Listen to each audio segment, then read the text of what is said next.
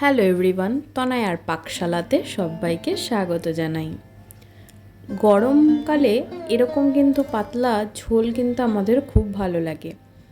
জানি এরকম রান্না সচরাচর সবার ঘরেই কিন্তু হয়ে থাকে, তাই আমার মনে হলো এরকম হালকা পাতলা রান্না একবার তোমাদের সঙ্গে শেয়ার করা যেতেই পারে। গরম ভাতে এইরকম মাছের ঝোল সত্যিই খুব অসাধারণ লাগে এই হালকা হালকা গরমে। তাই আজকের রেসিপি পাবদা মাছের পাতলা ঝোলের রেসিপি। এর জন্য দেখো এখানে নিয়েছি পাবদা মাছ, যেগুলোকে খুব ভালো করে ধুয়ে রেখে দিয়েছি। পাবদা মাছের মধ্যে শুধুমাত্র আমরা নুন এখানে ব্যবহার করব না, শুধুমাত্র দেব হচ্ছে হলুদের গুঁড়ো। নুন এই কারণে দেব না, পাবদা মাছ কিন্তু একটু নোনতা নোনতা থাকে, তাই জন্য এই মাছে নুন দেওয়ার কোনো প্রয়োজন নেই। ঝোলে নুন দিলেই কিন্তু মাছের নুন হয়ে যাবে। কড়াইতে দিলাম একটু সর্ষের তেল। মাছটা ভাজার জন্য তেলটা খুব ভালো করে যখন গরম হয়ে যাবে, এইভাবে ধোয়া উঠবে, তখন কিন্তু এই মাছগুলোকে ছেড়ে দিতে হবে। একটু চেষ্টা করে সাবধানতা অবলম্বন করতে, অনেক সময় পাবদা মাছ কিন্তু ফাটে।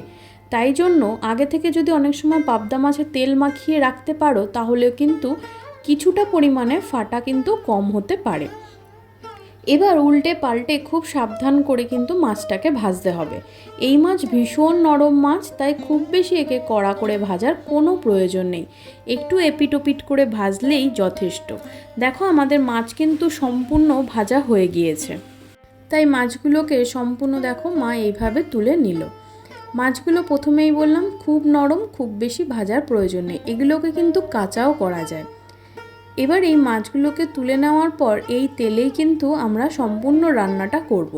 এই রান্নাতে কিন্তু আমরা কোনো রকম আলুর ইউজ করিনি, তোমরা যদি চাও তাহলে কিন্তু আলু ইউজ করতে পারো।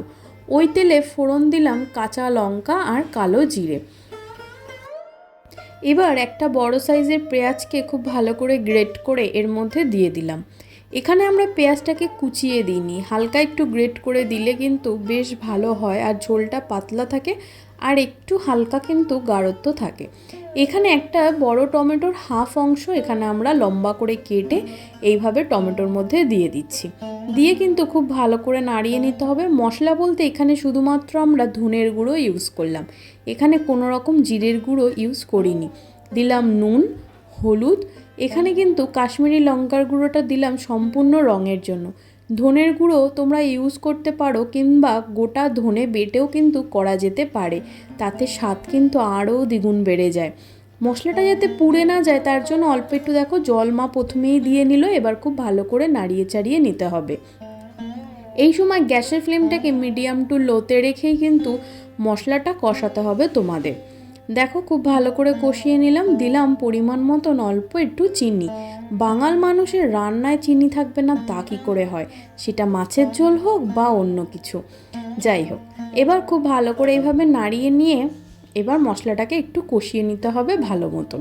দেখো ওপর থেকে একটা কাঁচা লঙ্কাকে দু টুকরো করে দিয়ে দিল, আর মশলা থেকে বেশ তেল ছেড়ে দিয়েছে। দিলাম পরিমাণ মতন জল। এখানে ঝোলটা তোমরা তোমাদের মতন অ্যাডজাস্ট করে দিও।